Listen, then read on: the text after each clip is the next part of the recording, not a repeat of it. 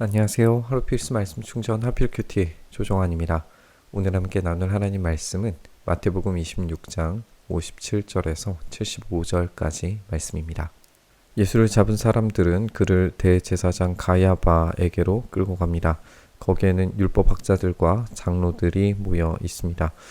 이렇게 대제사장과 또 율법학자들, 장로들 이렇게 어떤 정확한 인물들이 등장을 하고, 그리고 장소도 알고 있죠. 가야바에게로 끌고 가기 때문에 이것이, 그리고 사내들인 공의회라고 하는 공식적인 회의라는 것을 우리에게 알려주고 있기 때문에 이 사실이 역사적인 사실이라는 것을 강조하고 있는 이 마태의 표현이라는 걸 우리가 알게 됩니다. 베드로는 멀찍이 떨어져서 예수님을 뒤따라 대제사장 집 안마당까지 가게 됩니다. 이 안까지 들어갔다라고 하는 이 표현을 주의 깊게 이제 살펴보시길 바랍니다. 오늘 본문에서 베드로는 안으로 갔다가 점점 밖으로 빠져나가는 인물이 되는 것을 확인하게 될 거예요. 우리 오늘 이제 이 본문이 예수님의 어떤 이야기와 베드로의 이야기가 어떻게 대비가 되는지를 우리가 살펴보게 될 겁니다. 그는 결말을 알고 싶어서 안으로 들어가게 됩니다. 하인들 틈에 끼어 있습니다. 이렇게 이 안마당 안으로 들어가 이 존재가 지금 어떻게 밖으로 빠져나가는지를 우리가 보게 될 텐데, 우선은 이제 예수님의 에피소드를 우리가 먼저 읽게 됩니다. 대제사장들과 온 공의회가 예수를 사형에 처하려고 그분을 고발할 거짓 증거를 찾고 있습니다. 이들은 지금 증거를 찾되 거짓 증거를 찾고 있습니다. 사실상 이제 이 거짓말만 찾으려고 하는 것은 아니었어요. 이 합법적으로 열린 법정에서 거짓말이라도 예수님을 죽이기 위한 것이라면 수단과 방법을 가리지 않고 지금 찾고 있다는 사실을 보여주려고 이 말이 강조되어서 보여지고 있습니다. 어쨌든 이들은 지금 합법적으로 열린 어떤 공식 회의라는 것을 보여주고 있지만 거짓 증거까지도 사용하려고 하는 대단히 위법한 법정이라는 것을 우리가 보게 됩니다. 많은 사람들이 나서서 거짓 증언을 했지만 쓸만한 증거는 얻지 못합니다. 이렇게 거짓 증언할 사람들이 많이 왔어도 거짓 증언을 확보를 하지 못하는 거예요. 이제 두 사람이 등장을 하죠. 우리가 이전에 마태의 본문에서 계속 강조하면서 나왔던 이 두 사람을 기억해 보셨으면 좋겠어요.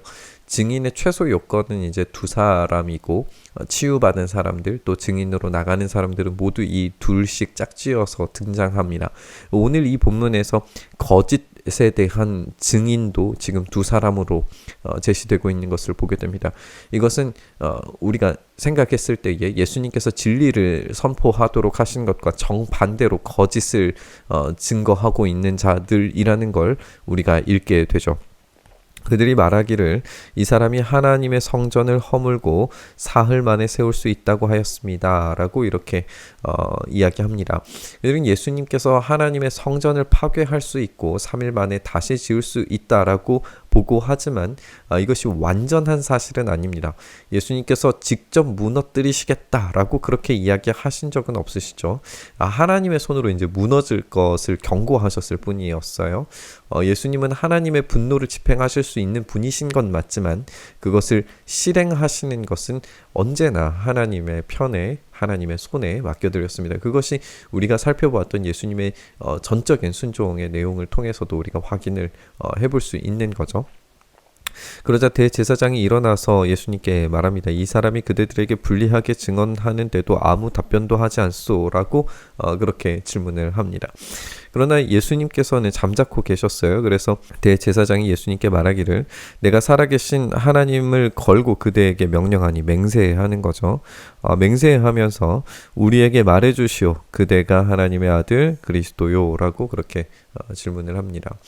예수님은 이 거짓 증언에서 침묵하시고 대제사장이 그런 권위와 능력을 물었을 때에 그것을 인정하려고 이것을 질문했을 리는 없죠. 그래서 예수님 예수님을 더욱 닥달하는 그런 모습을 우리가 보게 됩니다. 예수님께서는 그에게 말씀하시기를 당신이 말하였소 라고 그렇게 이야기하십니다. 그런데 여기까지는 제사장의 반응이 보이지 않아요.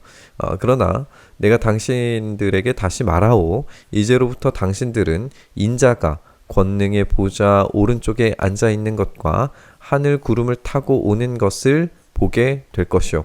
여기서 권능의 보좌 오른쪽에 앉아 있다라고 하는 표현은 시편 110편에 등장하는 이야기를 인용하시는 것으로 보여지고, 하늘 구름, 인자가 이제 하늘 구름을 타고 오시는 것, 이것은 이제 다니엘 7장에 등장하는 이야기로 보여집니다. 이 두 가지가 결합이 되었을 때 이것은 신성모독죄로 정죄받을 만했습니다. 당시에 이제 1세기에서 자신을 메시아라고 대답한다고 해서 반드시 신성모독죄로 정죄받는 것은 아니었다라고 합니다. 하나님의 아들이라고 하는 것은 이스라엘의 왕을 가리키는 표현으로 이해했기 때문에 그것을 자신이 신이다라고 이해한 것은, 그렇게 의미하는 것은 아니었어요. 오히려 진짜 신성모독은 이 시편 110편과 다니엘 7장을 결합하면서 구약에서 하나님께서만 구름을 타시는 분으로 등장하시는데 자신이 하늘 구름을 탄다라고 하기 때문에 이 우주를 관할하는 신적인 권위를 가지고 있다는 뜻으로 비추어져서 그것이 왕과 결합되고 우주적인 통치가 결합되면서 이것이야말로 진짜 하나님을 표현하는 것임을 이들은 이제 인지했다는 거죠. 우리가 시내산에서 빽빽한 구름으로 임재하시는, 성막에서 빽빽한 구름으로 임재하시는 하나님을 생각해 봤을 때 이 하늘 구름이라고 하는 표현이 굉장히 신적인 통치를 나타내는 표현이라는 것을 우리가 기억해 봐야 됩니다. 그리고 구약은 계속해서 구름을 타는 신적 존재가 바알이 아니라 여호와 하나님이시라고 계속 강조해 왔어요. 그렇다면 예수님께서는 이 거짓들 사이에서 앞으로 우주적으로 벌어질 참된 역사적 종말에 대해서 그런 하늘 구름을 타고 오는 것, 진짜 모든 거짓된 신들을 이기고 참된 하나님으로서 다시 그 권능의 보좌 오른쪽에서 진짜 왕으로서 오시리라는 것을, 진짜 이스라엘의 왕은 하나님이시기 때문에 그 하나님으로서 지금 이 땅 가운데 오시겠다라고 하는 말이 되기 때문에 이것은 분명히 이제 그들의 입장에서는 신성모독이 될 만했습니다. 그러니까 그리스도요라고 이야기했을 때는 그들이 침묵하시지만 훨씬 더 강력한 언어로 자신이 하나님 되심을 이 본문에서 이야기하고 계시는 겁니다. 그것을 놓쳐서는 안 됩니다. 이 본문에서 이 거짓으로 가득 차 있는 이 앞뒤의 문맥에서 전부 다 거짓으로, 거짓 증거들, 거짓말들, 또 베드로의 어떤 거짓말들, 이런 것들로 가득 차 있는 상태에서 유일하게 진리와 진실을 말하시는 것은 예수 그리스도 한 분뿐이십니다. 그때 대제사장은 자기 옷을 찢고 큰 소리로 말합니다. 그가 하나님을 모독하였소. 이제 우리에게 이 이상의 증인이 무슨 필요가 있겠소? 보시오, 여러분은 방금 하나님을 모독하는 말을 들었소. 여러분의 생각은 어떠하오? 라고 말하자 그들이 대답하기를 사형을 받아야 합니다. 라고 이렇게 외칩니다. 이 법정에서 죄인들이 심판자가 된 모습을 보게 됩니다. 그리고 영원하신 심판자로 오실 분께서 죄인이 되고 있는 것을 보게 됩니다. 이 역전된 관계가 보여주는 역설적 관계가 이 법정의 위법성을 아주 극명하게 보여주고 있습니다. 그때 예수님은 얼굴에 침을 뱉음을 당하시고 주먹으로 침을 당하시고 손바닥으로 때리심을 당하시면서 그들이 이제 이야기하는 거죠. 그들이 그리스도의 너를 때린 사람이 누구인지 알아맞혀 보라, 이렇게 이야기를 합니다. 사실 이제 이 말은 여기에서 알아맞추어 보아라라고 하는 말은 예언해 보라라고 그렇게 들리기도 하는데, 단어 자체가 이제 예언하다라고 하는 단어로 되어져 있는데 그 말은 이제 당시에 이제 이 희롱하는 이 장면에서 침 뱉고 주먹치고 손바닥으로 때리는 행위가 어떤 거적대기를 덮어 씌운 상태에서 때리는 어떤 그런 희롱들이 있었다고 해요. 그러면 이제 그 이름을 말하는 것이 예언이 될 수 있습니다. 그래서 이제 누군지 알아맞혀 보아라. 그 이름을 말해 보아라 라고 하는 것이 됩니다. 그런데 마태는 거기에서 이제 그런 자세한 설명을 생략하고 너를 때린 사람이 누구인지 맞춰보라 이 본문의 내용들을 아주 주의 깊게 이제 사용하면서 이사야에 등장하는 50장에 등장하는 이런 고난받는 종에 대한 표현을 연상시키게끔 만들어줍니다. 예수님의 이 고난받는 종으로서 이 메시아 사역을 말씀을 성취하시는 것으로 완수하고 계시는 걸 우리에게 보여주고 있는 거죠. 이제 우리는 베드로의 부인 장면을 예수님의 신문 과정과 이 정반대라고 하는 사실을 우리가 생각하면서 읽어볼 필요가 있습니다. 지금 여기에서 베드로가 안뜰 바깥쪽에 앉아 있었는데 라고 하는 표현부터 이제 베드로는 바깥쪽으로 이동하고 있는 걸 보게 됩니다. 우리가 잠시 정리를 해보면 이제 거짓 증거를 찾으려고 하는 공회의 모습을 보게 되죠. 그리고 이것이 성공하지 못하는 걸 우리가 읽었습니다. 이들이 거짓 증언들을 제대로 찾지 못해요. 그러다가 이제 두 증인이 등장하죠. 이 증인도 거짓 증인이죠. 이 두 거짓 증인이 고발을 하는데 예수님께서 반응하지 않으십니다. 그리고 이 대제사장이 맹세를 요구하면서 이렇게 예수님을 향해서 이제 맹세하기를 요구하시면서 정말 그리스도냐라고 이렇게 질문하시자 예수님께서 자기의 신분을 밝히십니다. 그때 이제 이것을 신성 모독으로 여겨서 공의회 회원들이 이제 사형을 선고하는 것을 우리가 보게 됩니다. 그래서 이제 공회에서 공식적으로 희롱하는 모습을 우리가 읽게 됩니다. 이것이 이제 예수님의 모습이었는데 베드로의 모습을 한번 살펴보면 여종이 이제 베드로를 알아봅니다. 여종이 베드로를 알아봤을 때 베드로는 거짓말합니다. 또 다른 여종이 등장을 해서 이 베드로를 알아봅니다. 그러자 이제 베드로가 분명하게 맹세하며 부인합니다.